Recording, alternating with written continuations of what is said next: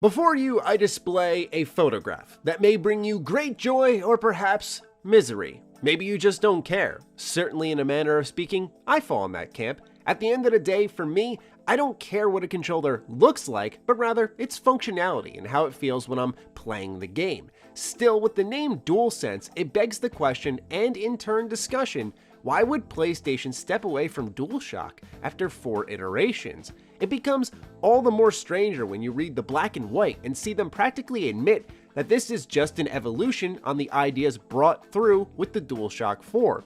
Examples being upgrading from a share button to a create button, maintaining the symmetrical thumbsticks. In that case, why not a DualShock 5?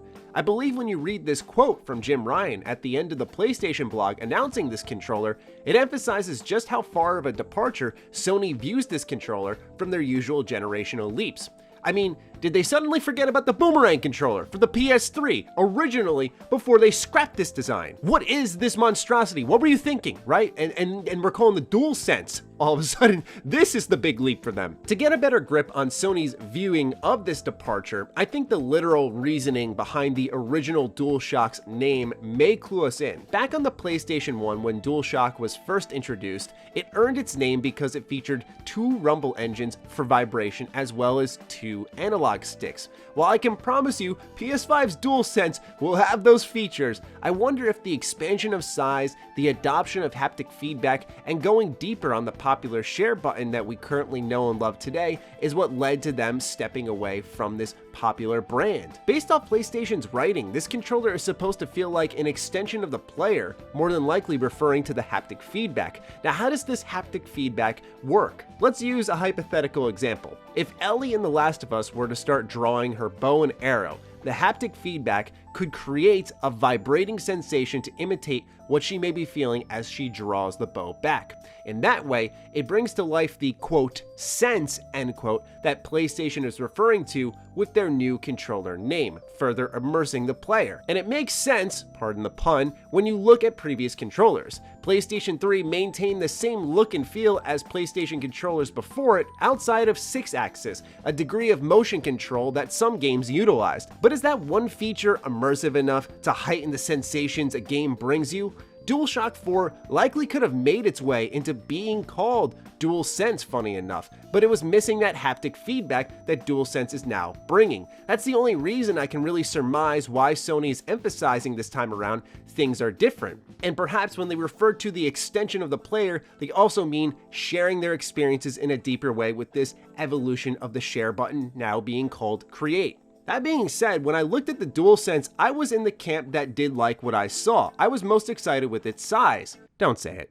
I know we all love PlayStation here, but I truly think the Xbox One controller is ideally what you should reach for. The offset analog sticks, the perfect size, response on the triggers, it just feels good. And I say that as a lifelong PlayStation fan who's played on those family of consoles far more than Xbox. Seeing how DualSense brings a degree of girth, I told you, do not say it, to the PlayStation controller family has me a bit more excited because it just means more comfortable, longer game sessions. Now, I sit in the camp where I feel Sony cannot and should not step away from symmetrical analog sticks. I believe there's a sense of identity there, and that if PlayStation were to step away from the symmetrical analog sticks and went for offset, this would look more like an off-brand controller than a PlayStation product. And I think that's one thing they absolutely have to maintain no matter what changes they make. You see, this is where PlayStation could take a page out of the Xbox handbook and allow players to fully customize their controllers. Some aren't a fan of the color scheme, some aren't a fan of the symmetrical analog sticks and want offset.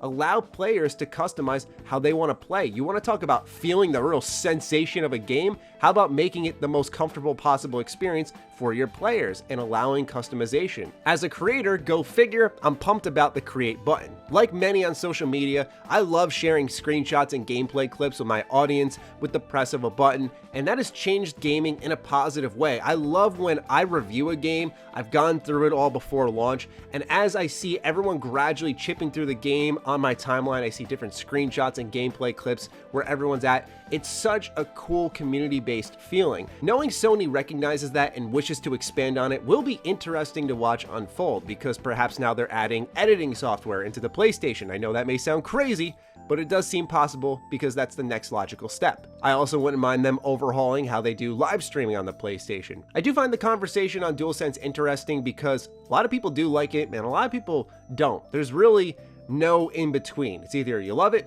or you hate it. So I leave it in your hands now. What do you think? Fire away in the comments down below. Colin and I will be reading, and I'll talk with all of you soon. Stay sexy, stay active. I love you all. Peace.